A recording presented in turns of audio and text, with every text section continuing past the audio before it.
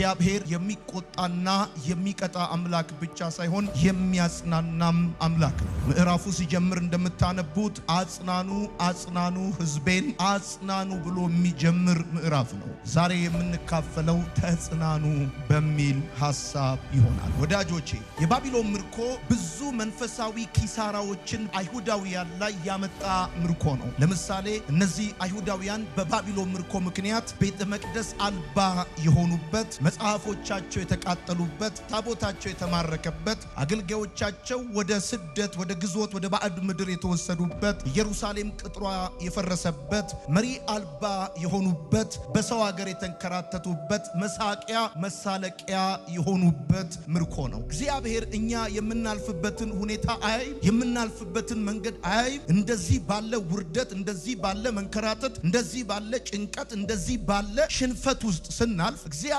አምላክ መንገዳችን ከእግዚአብሔር ተሰውሯል፣ አይመለከተውም፣ እግዚአብሔር አያየውም። እግዚአብሔር የምናልፍበት መንገድ ለእግዚአብሔር ግልጽ አይደለም፣ አላወቀም። እንደዚህ አይነት የኪዳኑ ሕዝብ የተጠራው በስሙ የተጠራው ለታላቅ ርስት የተለየው ሕዝብ ይሄ ሕዝብ ቀን በደመና ሌሊት በእሳት አምድ እየመራ ሊኩዊዱን እንደ ሶሊድ አቁሞ የተስፋይቱ ምድር ያወረሰው እግዚአብሔር አይመለከትም የምናልፍበትን መንገድ ብለው ይላሉ። በአጭር አማርኛ መንገድ የመጣችሁበትና የምትሄዱበት ነው። ስለዚህ የምናልፍበትን ነገር እግዚአብሔር አይመለከትም ብለው ይጠይቃሉ። ከዛም ቀጥለው ሲጠይቁ እንደዚህ ይላሉ፣ ፍርዴ በአምላኬ ቸል ተብላለች። እግዚአብሔር የኔ ጉዳይ አይገደውም፣ እኔ አሁን ያለሁበት ውርደት፣ እኔ ያለሁበት ሽንፈት፣ እኛ ያለንበት ውድቀት አይገደውም ብለው ይላሉ። ይሄን ጉዳይ ለነሱ ብቻ ሳይሆን በግልም ደግሞ ለኛ ለብዙዎቻችን የሆነ በልዩ ልዩ ጥያቄው ስለምናልፍ ሰዎች እንደዚህ አይነት ነገር የምናነሳ ሰዎች ቀላል አይደለም። ከምናልፍበት የህይወት መንገድ የተነሳ መንገዴ ከእግዚአብሔር ተሰውራለች፣ ፍርዴም በአምላኬ ቸል ተብላለች የምንል ሰዎች ቀላል አይደለም።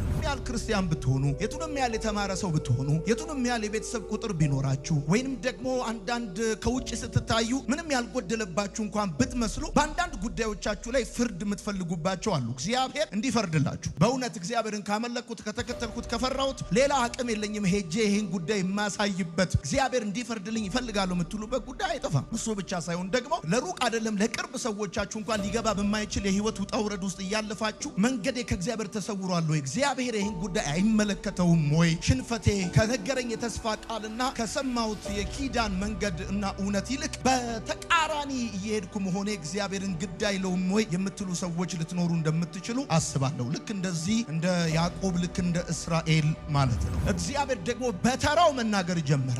ያዕቆብ ለምን እንዴት ይላል? እስራኤልስ ለምን እንደዚህ ትናገራለህ? አልሰማህም ወይ? አታውቅም ወይ? አንተ ጥያቄ ካለ እኔ መልሳለኝ። አንተ ጥያቄ ካለ፣ አንተ ሐሳብ ካለ፣ አንተ የምታነሳው የከበደ ነገር ካለ፣ እውነት ነው ከትዕግስት በላይ ከአቅም በላይ የሆነብህ ነገር ካለ እኔ ደግሞ መልሳለኝ። ያዕቆብ ሆይ አዎ ጥያቄ ጠይቀሃል፣ ሐሳብ አንስተሃል፣ አልሰማህም ወይ? አታውቅም ወይ? ለዚህ ጥያቄ የሚሆን 40 መልስ 60 መልስ 100 መልስ አልሰጥህም። ለጥያቄ መልስ አንድ ብቻ ነው፣ እሱ ምን ራሴ ነኝ። ለክርስቲያን ጥያቄ መልስ ራሱ እግዚአብሔር ነው። ክርስቲያን እግዚአብሔር መልሱ ካልሆነ ብር መልሱ ሊሆን አይችልም። ለክርስቲያን እግዚአብሔር መልሱ ካልሆነ ሀብት መልሱ ሊሆን አይችልም። ዝና መልስ ሊሆን አይችልም። እውነተኛ መልስ እግዚአብሔር ነው የሚል ሰው ለጌታ ክብር ያጨበጭባል። እንግዲህ አሁን መንገዴ ከእግዚአብሔር ተሰውራለች፣ ፍርዴም በአምላኬ ቸል ተብላለች ለሚሉ የያዕቆብ ልጆች የእስራኤል ልጆች የመጀመሪያው እግዚአብሔር የሚነግራቸው ነገር ምንድነው? የሚሰጣቸው መልስ ምንድነው?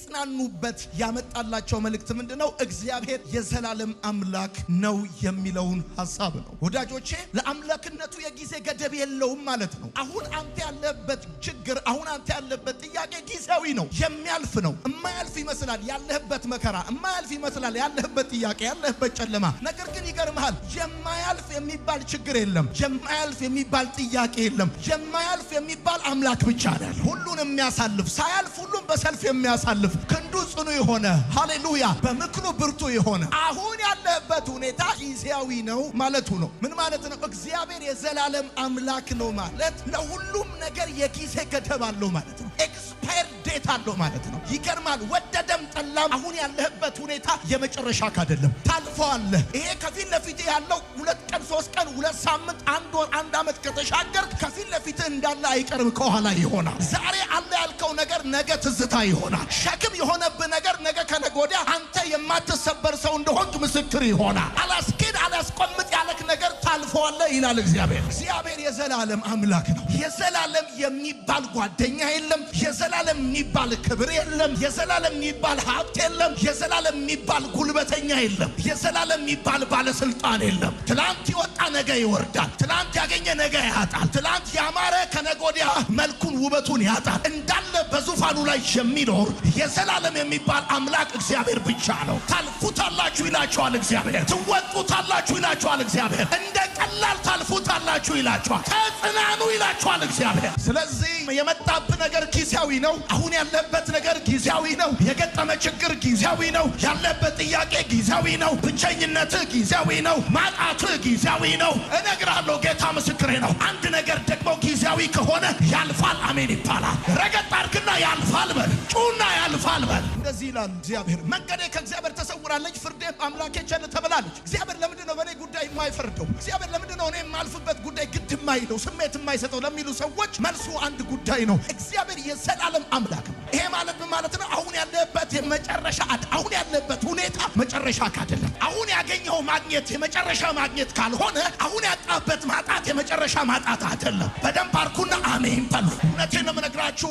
አንድ ሹፌር በነዳ ቁጥር ከፊት ለፊቱ የነበረው ተራራ ከኋላው እንደሚሆን ልክ እንደዛ ዛሬ ከፊት ለፊታችሁ ያሰጋችሁ ነገር ነገ ከኋላችሁ ይሆናል። ነገ ከኋላችሁ ይሆናል። ነገ ከኋላችሁ ይሆናል። እንደዚህ ቀና ብላችሁ ያያችሁት ነገር ነገ ቁልቁል ታዩታላችሁ። ያጀበ ሊበተን ይችላል። አለ ያለ ላይኖር ይችላል። የማይሰበር ምርኩዝ፣ የማይንሸራተት አለት፣ የማይጠልቅ ፀሐይ፣ በቸርነቱና በምክሩ በደግነቱ ብዛት የታወቀ በምክሩ ግሩም እግዚአብሔር አምላክ፣ በምክሩ ግሩም እግዚአብሔር አምላክ፣ በጊዜውም ያለ ጊዜውም ጠዋትም ማታም ክረምትም በጋም በጊዜውም ያለ ጊዜውም ከኛ ጋር የሚሆን የዘላለም አምላክ እግዚአብሔር ነው። ሃሌሉያ ሃሌሉያ። ክርስቲያን ይሄ ሊያጽናናው ይገባል። ይሄ ቤት አይደለም። ዓለም ቤት አይደለችም። እቺ ምድር ቤት አይደለችም። ይገርምሃል። የተዘጋጀልህ ቤት አለ። የተዘጋጀልህ ክብር አለ። የተዘጋጀልህ አክሊል አለ። አክሊል አለ። ታሪክ መዝግቦ ያስቀመጣቸው ተፈጥሮን በቁጥጥራችን ስር እናውላለን ያሉ፣ ብረት ተሸክመናል፣ ሰራዊት አሰልፈናል ያሉ ሁሉ ዛሬ ከመቃብር በታች ወድቀዋል። እሱ ብቻ ሳያልፍ ሁሉም በሰልፍ እያሳለፈ በዙፋኑ ላይ አለ። መንገዱ በባህር ውስጥ ነው። እንዴት እንደሚመጣ አይታወቅም። አደራረጉ ልዩ ነው። አሰራሩ ልዩ ነው። ሃሌሉያ። ሃማ ለጥቂት ጊዜ የተሳካለት ይመስላል። ነገር የተቀናጀለት ይመስላል። ስልጣን በእጁ ነው። የአፉ ቃል ሕግ ነው። ያለው ነገር ይሆናል። ነገር ግን ነግራችኋለሁ፣ አንድ አምላክ አለ። መንገዱን ከጨለማ ባሻገር ያደረገ፣ ራሱን በብርሃን የሸፈነ፣ በደመናት ውስጥ በዝምታ የሚኖር፣ ሲወርድ በሰረገላ የሚገሰግስ፣ ባለቀ ሰዓት ጨዋታውን የሚቀይር አንድ ጌታ አለ። አንድ አምላክ አለ። አንድ ጌታ አለ። ነገ ሌላ ቀን ነው። እውነቴን ነው የምነግራችሁ። ዛሬ በንቀት አይን የምትታዩ ነገ እግዚአብሔር ምስክሬ ነው፣ ድራሽ አባታችሁን እግዚአብሔር ያከብረዋል። ጩና በደንብ አድርጋችሁ አሜን ይባላል። የዘላለም የሚባል አምላክ እንጂ የዘላለም የሚባል ችግር፣ የዘላለም የሚባል ብቸኝነት፣ የዘላለም የሚባል ጥያቄ፣ የዘላለም የሚባል እንደዚህ ነገር የዘላለም የሚባለው ቃል ሊጠቅም የሚችለው ሊገልጽ የሚችለው እግዚአብሔርን ብቻ፣ ሌላ ነገር ሊገልጽ አይችልም። ይገርማል። አጽናፍ ዓለሙን በእጁ የያዘ ነው። እግርህ በማይረግጥበት ይረግጣል። አይንህ የማያየውን ያያል። ዳርቻውን የፈጠረ መሃሉን ይቆጣጠራል ማለት ነው። እግዚአብሔር የምድር ዳርቻ ፈጣሪ ማለት ዳርቻውን የፈጠረ መሃሉን ይቆጣጠራል። ዳሩን የሰራ አምላክ መሃሉን ይሞላዋል። ይገርማል። ኢየሱስ ጌታ ነው። እስቲ አሜን በሉ። በጥልቅ ውቅያኖስ ውስጥ አሳን እንደሚመራ ይመራሃል። በሲና ተራራ ላይ በነጎድጓድ ውስጥ እንደሚኖር በእሳት ውስጥ ያኖርሃል። በደመና ውስጥ በዝምታ እንደሚኖር በሰላም ያኖርሃል። በቤተ መቅደስ ውስጥ በክብር እንደሚኖር እግዚአብሔር በክብር ያኖርሃል። የምድር ዳርቻ ፈጣሪ ነው። ዳርቻውን የሰራ መሃሉን ይቆጣጠረዋል። ካዲሲ ኮንትሮል። አንተ አሜን በል በደንብ አድርገህ። ምን ማለት ነው? ባጭር አማርኛ ያዕቆብ መንገዴ ከእግዚአብሔር ተሰውራለች፣ እስራኤልን ፍርዴ በእግዚአብሔር ቸል ተብላለች ብሎ ሲሉ ምናልባት ለ70 ዓመት በባቢሎን በግዞት ምድር የተያዙት ከእንደዚህ አይነት ከባድ ሁኔታ መውጣት ያቃታቸው እግዚአብሔር እዛ ስለሌለ ይመስላችኋል? ኖ እዛ በጽዮን በተስፋይቷ ምድር በኢየሩሳሌም የሚያውቁት እግዚአብሔር አት ሴም ታይም ባህር ተሻግሮ ድንበር አልፎ አሁንም በባቢሎን የሚገዛው የሚያስተዳድረው የሚመራው እግዚአብሔር ነው። የምድር ዳርቻ ፈጣሪ ነው። ዳርቻውን የፈጠረ እግዚአብሔር መሃሉን ይቆጣጠረዋል። እስቲ አሜን በል በደንብ አድርግ። ልባርካ በጌታ በኢየሱስ ስም። መውጣት መግባትን እግዚአብሔር ይቆጣጠራል። ጠላቶችን እግዚአብሔር ይቆጣጠራል። የሕይወትን እስትንፋስ እግዚአብሔር ይቆጣጠራል። በሲና በተራራ ላይ በነጎድጓድ ውስጥ እንደሚኖር ዘንድሮ በእሳት ውስጥ ያኖራል።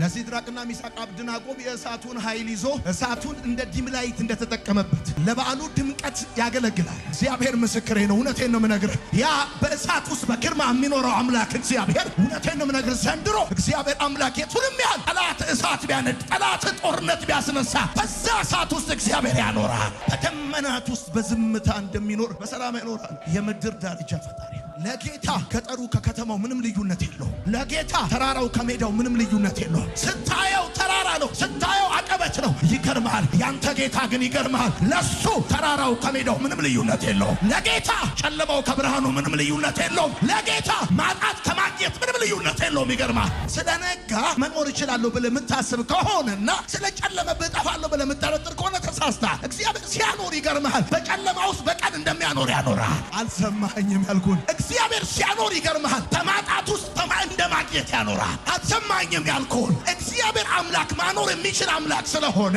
እግዚአብሔር በማጣት ውስጥ እንዳገኘ ሰው ያኖራል እያልኩ ያለሁት እንደዚህ ነው። በስራ ማጣት ውስጥ ስራ እንዳለው ሰው ያኖራል። በብቸኝነት ውስጥ ከሰው ጋር እንዳለ ሰው ያኖራል። ሲያሜን በነባርክ። ስለዚህ ተጽናኑ። እግዚአብሔር እንደዚህ ያለ አጽናኑ፣ አጽናኑ፣ ህዝቤን አጽናኑ፣ አጽናኑ፣ ህዝቤን አጽናኑልኝ። መንገዴ ከእግዚአብሔር ተሰውራለች፣ ፍርዴን በአምላኬ ቸል ትብላለች እያሉ ያሉ ህዝቤን አጽናኑልኝ። የችግሬ ዘመን ረዝሟል የሚሉትን ልጆቼን አጽናኗቸው። ያልፋል በሏቸው። እማላልፈው እኔ ብቻ ነኝ በሏቸው። ያልፋል በሏቸው። አሚን ኮንትሮል በሏቸው። ተቆጣጥሬዋለሁ በሏቸው። እኔ ከእናንተ ጋር ነኝ በሏቸው። እናንተ ያላችሁበት ሁኔታ ከፍታም ይሁን ዝቅታ ለኔ ልዩነት የለውም በሏቸው። ህዝቤን አጽናኑ፣ ልጆቼን አጽናኑ። ያችን ልጅ አጽናኗት፣ ያንን ልጅ አጽናኑት ይላል እግዚአብሔር። ያልፋል። እውነቴን ነው የምነግርሽ። ዛሬ ተደብቀሽ አልቅሰሻል፣ ነገ በአደባባይ ትስቂያለሽ በሏት። ዛሬ አጥተሃል፣ ነገ ታገኛለህ በሉት። ዛሬ ወርዳል፣ ነገ ትወጣለህ በሉት። ዛሬ ደክማል፣ ነገ ትበረታለህ በሉት። ይሄ ነገር ያልፋል በሉት። ይሄ ነገር ለምስክርነት ይሆናል፣ መጽሐፍ ይወጣዋል፣ መዝሙር ይወጣዋል። ይሄ ነገር ትምህርት ይሆናል። ይሄ ነገር ለእግዚአብሔር ክብር፣ ለእግዚአብሔር ክብር፣ ለቅዱሳን በረከት ይሆናል በሉት። ኑሮ ውድ ነው፣ ኢኮኖሚ ጫፍ ነክቷል፣ ብቻሽን ነሽ፣ አቅም የለሽም፣ ይረዳሽ የለም። እኔ ማኖር እችላለሁ በሏቸው። ደመናትን አዞራለሁ፣ ወቅትን አፈራርቃለሁ በሏቸው። በተዘጋ በር እገባለሁ በሏቸው። መቃብር ከፍታለሁ በሏቸው። የደረቀውን አጥንት ብርቱ ሰራዊት አድርጌ አቆመዋለሁ በላቸው። ተጽናኑ። ነገ ዛሬ አትፈለጉም፣ ነገ ትፈልጋላችሁ። ተጽናኑ። ባጭር አማርኛ ተጽናኑ። ለእኔ ምንም ልዩነት የለውም በሏቸው። ነፍ ብር በኪስ ስላለ ወጥታ አልገባህም፣ በልታ አልጠገብክም፣ ጠጥታ አልረካህም፣ ልዩነት የለውም ለእኔ በላቸው። አሁን ስራ የለህም፣ ስራ ባለ ጊዜ ከነበረው እኔ ለአንተ አደርግ ከነበረው ምንም ልዩነት የለውም በላቸው። አሁን ተራራ ይታያል በላቸው፣ ንገራቸው። ለእኔ ተራራ ከሜዳ ጋር ልዩነት የለውም። የሚታይ ዳርክነስ ነው፣ ለእኔ ጨለማ ከብርሃን ምንም ልዩነት የለውም በላቸው። ዳሩ ከመሃሉ ልዩነት የለውም በላቸው። እኔ የትም ማኖር ይችላል። ሙሴ ነገር ገብቶታል። ይሽሩን ሆይ በሰማያት ላይ ለረድኤት በደመናትም ላይ በታላቅነት እንደሚሄድ እንደሚራመድ እንደ እግዚአብሔር ያለ ማንም የለም አለ። የዘላለም ክንዶች አለ ካንተ በታች ናቸው። ካንተ በታች ያለው ክንድ የሀብታም ክንድ እንዳይመስልህ። ካንተ በታች ያለው ክንድ የባለስልጣን ክንድ እንዳይመስልህ። ካንተ በታች ያለው ክንድ የዘላለም ክንድ ነው። ይገርማል። የዘላለም የትኛውንም ጫና መቋቋም ይችላል። የትኛውንም ማዕበል መገሰጽ ይችላል። የትኛውንም ሁኔታ ማሳለፍ ይችላል። ይገርማል። ይሽሩን ሆይ በሰማያት ላይ ለረድኤት በደመናትም ላይ አንተን ለመርዳት እንደሚገሰግስ እንደ እግዚአብሔር ያለ ማንም የለም። እግዚአብሔር አይታክትም። ምን ማኖር አይሰለቸውም። መርዳት፣ ማገዝ፣ አንተን መምከር፣ ከወደክበት ማንሳት፣ ከተበላሸው ሁኔታና መንከር መመለስ አይሰለቸኝም በላቸው፣ አልደከመኝም በላቸው። አይታክትም እግዚአብሔር። ሰው ይሰለቻል ወዳጆቼ። አንድ ጊዜ ይሰጣቸዋል፣ ሁለት ጊዜ ይሰጣቸዋል፣ ሶስተኛ ላይ አሁንስ አልበዛም ይላቸዋል። አንድ ጊዜ፣ ሁለት ጊዜ፣ ሶስት ጊዜ ረድቷችሁ ሲያበቃ አሁንስ አልበዛም ወይ አይልም። አሁንስ ሰው አንዴ ይምራቸዋል፣ ሁለቴ ይምራቸዋል፣ ሶስተኛ ግን በቃ ይላቸዋል፣ አልበዛም ይላቸዋል። እኔ መማር አልሰለቸኝም አልታክትም በላቸው። ምናልባት እግዚአብሔር አምላክ ብዙ ጊዜ አባቶቻችንን ስለረዳ፣ ስለተሸከመ፣ ስላገዘ፣ ስለማረ እኛ ጋር ሲደርስ ደክሞት ሊሆን ይችላል ብለው እንዳያስቡ አልታክትም በላቸው። እና እግዚአብሔር እንደዚህ ነው። አሁን ያለበት ሁኔታ የመጨረሻ አይደለም። ከዛም ሲቀጥል ደግሞ እኔ ጋዲዚን ኮንትሮል ሁሉ ነገር ተቆጣጣ እኔ ማኖር እችላለሁ የትም። አሁን የምትኖረው ስራ ስላለ አይደለም። አሁን የምትኖረው ጓደኛ ቤተሰብ ስላለ አይደለም። አሁን የምትኖረው የምታከራየው ነገር ስላለ አይደለም። እኔ ማኖር ስለምችል ነው። ከዛ ቀጠለና እኔ ደግሞ አልደከመኝም፣ አልሰለቸኝ፣ ንፋስም የለም ደመናም የለም፣ ይሄ ሸለቆ በውሃ ይሞላል ሲባል አርባ ምንጭ ዩኒቨርሲቲ ገብተህ በሜትሮሎጂ ሳይንስ አጥንተህ አይደለም።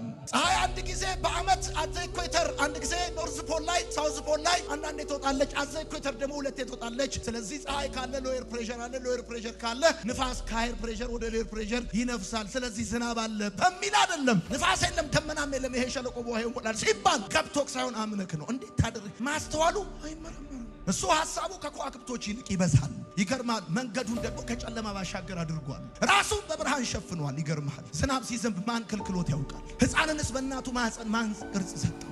ማታ ፀሐይን ማን አስተኛት? ጨረቃን ማን ቀሰቀሳት? እሱ ሲሰራ እጁ አይታይም፣ ሲመጣ ምልክት አይሰማ። እንዴት ታደርጋለህ አይባልም። ይሄው የኔና የናንተ ነገር ለመስራት እግዚአብሔር አምላክ ካለ ነገር አይገጣጥመውም፣ ከሌለ ነገር አይመጣም። ለዚህ ነው ይገርማል የሌለን እንዳለ አድርጎ በሚጠራ ሲያሜን። ሰው ቤት ሲሰራ ከመሰረቱ ወደ ድምድማቱ ይሰራል። እሱ ግን ከፈለገ ከድምድማቱ ወደ መሰረቱ ይሰራል። የኔ ጌታ ከፈለገ ቤትን ጣራውን ይዞ ያወርደዋል። አሚን በል። ካልቆፈር ካልጨቀዩ አትበል። በቃ አናቱን ይዞ አሚን ይባላል። አንተ ልክ የመስዋዕቱን በግ ቀንዱን ይዞ ለአብርሃም እንደሰጠው ልክ እንደዛ ለደካማው ኃይልን ይሰጣል። ምን ማለት ነው? አይፈርድበትም። ይሄንን ያህል ዓመት በክርስትና ከኖረ ሰው እንደዚህ አይጠበቅም አይልህም። አንተ እኮ ስንት ነገር አይልህም።